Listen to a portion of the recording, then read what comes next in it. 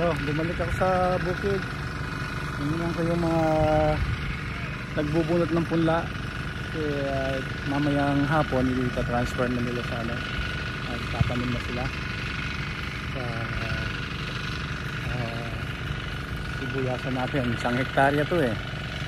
So, itong ano ko, pwesto namin dito. At ayan, sa baba, lupa ko pa yan.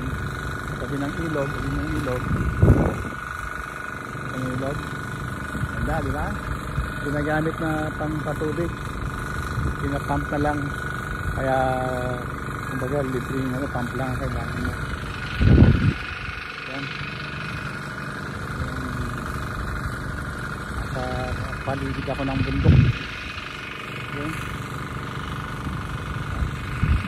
Meron tayong 2 kubo dito, yung sa ilalim ng mangga. Ayun. At yung isa nandoon. Ano, kasi sa baba noon meron pa akong lupa doon. Pwede pang taniman ng panggulay. Maya lang punta na kami sa ano, sa Pampanga. Nakapag-harvest na ng mga gulay-gulay na dadalhin at nakapagpakiskis na ng palay. Ito yung mga ano, ito yung mga nabunot ng ano, punla, sibuyas. Ayan, no? Si Uncle Bukso. Say hi. Hi. Ayan. Saya. Pwedeng matulog dito, oh. Parang ano, 5-star hotel. Wala, video lang. Mayroon pang dining dito, oh. Dining.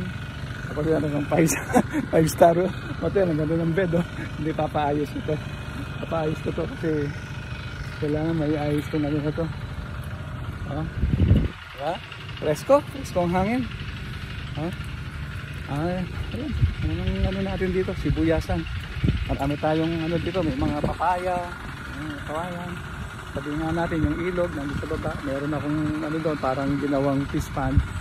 Pinahukay ko, pinagano ko para malagyan ng isda. Kahit mga tilapia lang. Yan ang bukid. This is life, sabi nga. Sarap. Ito ang magiging retirement namin ni Maricel. Dating araw na retired na. Ito na magiging okay.